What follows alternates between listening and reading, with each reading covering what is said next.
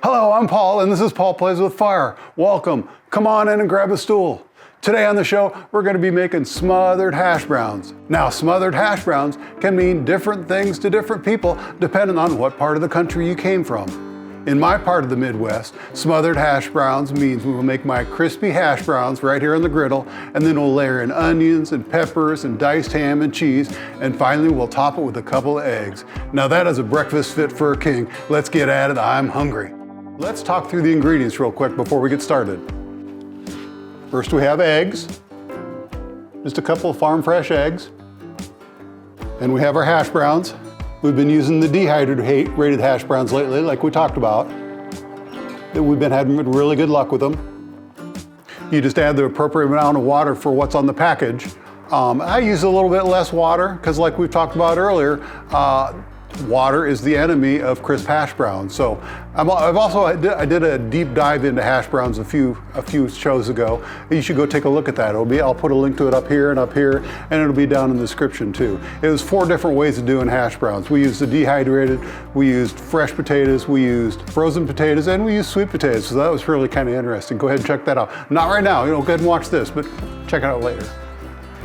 And then we also have peppers. Just some diced up bell peppers.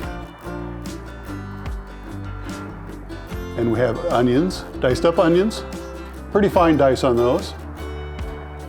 And we have some diced up ham. And in terms of quantities, that was about 4 ounces of ham, 1 small bell pepper, and 1 small onion. And we have our ghee that we're going to be using to cook the hash browns. Usually probably a combination of ghee and olive oil and avocado oil. And we have our American cheese. Nothing tastes like it, nothing melts better. I used to be such a cheese snob. Then I started cooking out here on the Blackstone, and all of a sudden American cheese is my best friend. So I'll still branch out, I'll still use the Gruyere, the blue cheese on some things, but American cheese on the griddle just tastes best. And then we're also using avocado oil. I found that really works the best on the griddle, both for cleanup and for protecting oil and for cooking, because it has a really high smoke point. It's a pretty neutral flavor. It's got a little bit of flavor, but it's really pretty neutral. Okay, let's start with our hash browns, and we're gonna cook them over here right kind of between the 2 burgers, where we have about 420 degrees. Well, that's pretty close. We'll go ahead and put some ghee down. It's not gonna take very long to melt. So we're gonna put it up here so we can chase it. Yep, see, there it goes. Up here, buddy. And then we'll put some hash browns down.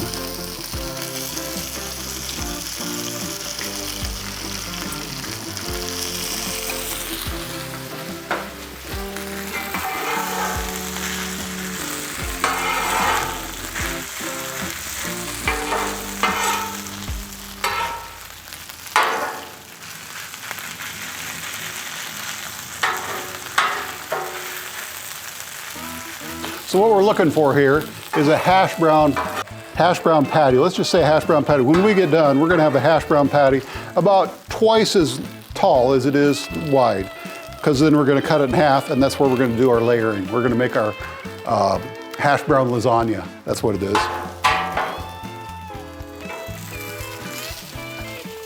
I'm gonna put a little more ghee on this end because I think it got shorted. And you really can't. I suppose you could technically put too much butter on, but I don't think it's an issue. And the reason I'm using ghee, I guess I mentioned that earlier, the reason I'm using ghee is because instead of butter, it's clarified butter where the water has been allowed to separate out. So like we said before, water is the enemy of crisp hash browns. Well, by using ghee, it already has the water out of there, so you don't have to fight the water by adding the butter. Another thing I read recently is what's the best way to make crispy hash browns? The best advice I heard was butter and neglect. That's, just put them on there, butter them up good, and then kind of leave them be for a while. Matter of fact, neglect them. So that's what we're gonna do right here. Then we're gonna put down some olive oil on this side. And we're gonna add our onions and our peppers. And we'll just give them a nice saute, and that'll take about as long as it takes our hash browns.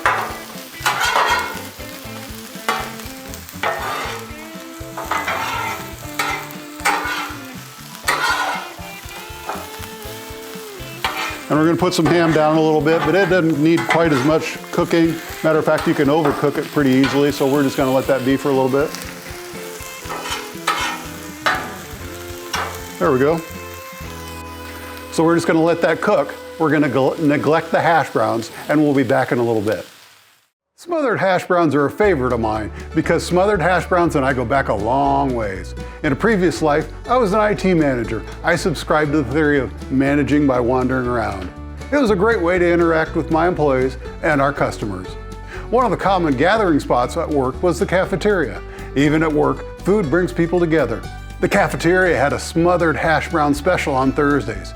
I made it a point to get down to the cafeteria on Thursday morning for those delicious hash browns. I wasn't the only one. As I sat there in the cafeteria and ate my hash browns, my employees and our customers would stop by, say hello, chat, and tell me about their problems of the day. It was a great way to fix little troubles before they came big troubles, all thanks to smothered hash browns. Well, our hash browns have had a few minutes to cook, and you can see they're starting to get brown around the edges, and that's really the telltale sign that they're starting to get done. If I peek just a little bit, I don't want to peek too much, but if you peek just a little bit, you can see some brown under there. So there, that's really what we're looking for. And it's to that point we know they're getting pretty close to done. The peppers and onions looking the same way, to the point where I'm going to move them over a little bit and put the ham down. Seems like a lot of filling for what we got here, but that's okay. We'll make it do. We'll make it work.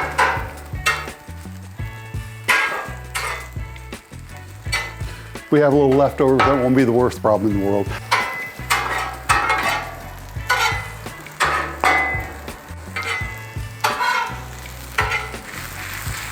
That's looking pretty good. The ham's coming along, and like I said, it didn't take very long. We just want to put a little brown on it. We don't want to dry it out. Let's see, next thing we want to do is we want to separate this into two about same size patties. And we're going to do it without breaking them apart. Apparently I need to sharpen my scraper. There we go, that works. Okay. Now we'll pat those down and let them cook a little bit more. But now they're separate entities that can exist on their own.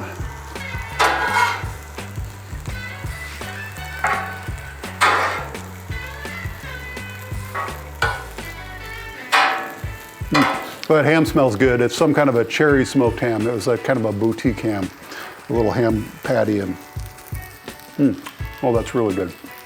Yum. Well, things are getting pretty close here, so I think we're going to move this off to the side. Maybe off to this side, and make some room for our eggs.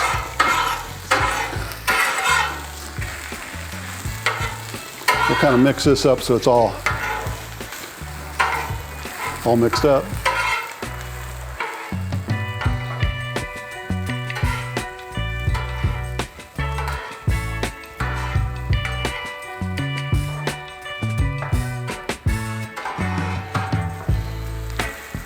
In addition to being kind of hash brown lasagna, it's actually similar to a Denver omelet, which I made a while ago. You can look at it here and here. It'll be down in the description. A Denver omelet made with hash browns instead of eggs, and then we're going to put an egg on top of it. But anyway, that's just foolish talk. Okay, we got a nice place for eggs. Let's check our temperature. Oh, look at that. That is just perfect for eggs. That's about 259. That's actually a little chilly. That'll be perfect. We want just about 300 degrees for eggs, 300 to 325. Any more and you just get brown eggs, and nobody wants that. We'll put down a little ghee.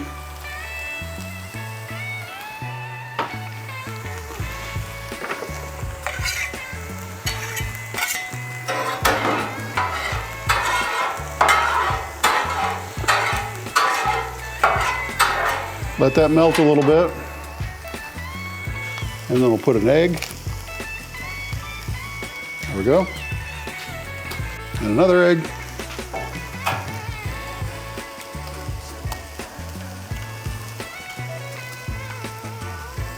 Notice I kind of crack it open and let it hold to let the egg set a little bit before all the white comes out and runs all the way down the griddle. Okay, we got our egg set on there, looks pretty good. We'll put a little pepper on there because I like pepper. We'll put a little pepper on there because I haven't done that yet. And we'll go ahead and pepper that too because I like pepper. And then we'll also go ahead and salt those eggs a little bit. We're planning on doing sunny side eggs today, so we've got a little surprise for you when the time comes. I think it's time to assemble our hash browns. Those look pretty good, they're moving. So we're gonna take some of these. You watching here?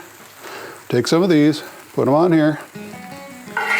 Take some of these, put them on here. We're assembling our lasagna. We'll take a couple slices of cheese. Put it right in there. Then we'll take our second hash brown piece.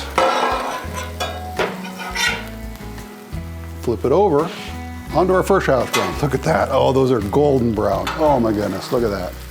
And then we'll put some more of this on there, since we got it. I'm gonna put some more of this on there, since we got it.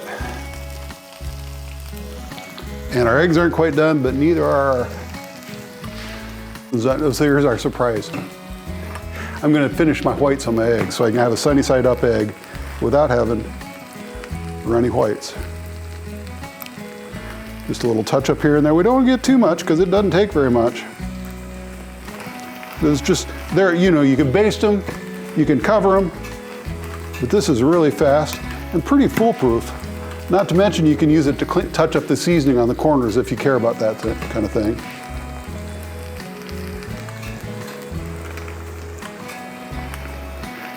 Okay, that's pretty done. I think we'll also go ahead and do this just to melt our cheese real good. You wouldn't do this for anything except competition hash browns.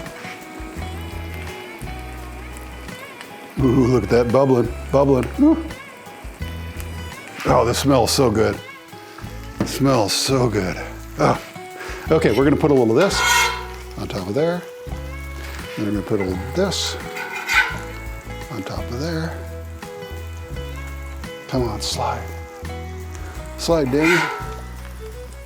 Oh no, man down, man down. Whew. Nice save.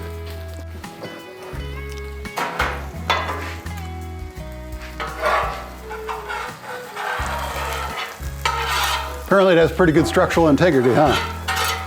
That really moved.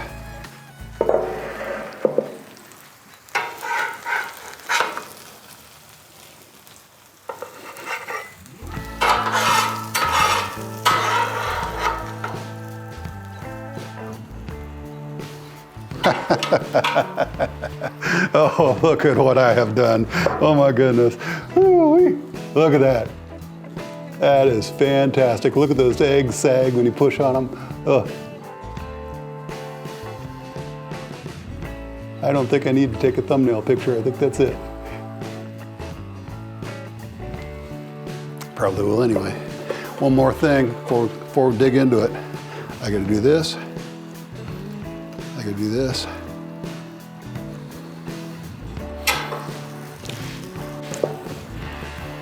There we go. Look at that. Oh my goodness. That is pretty as a picture. Now, this looks really good. I think we should give it a taste. What do you think? Looks boiling lava hot, but I'm okay with that. Oh man, that's good.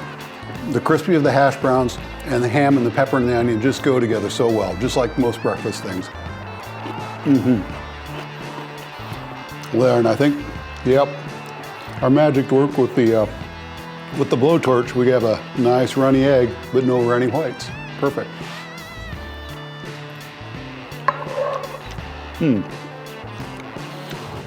That is so good, and it takes me back to Thursday mornings from about 10, 15, 20 years ago, where I was sitting there eating hash browns and fixing people problems.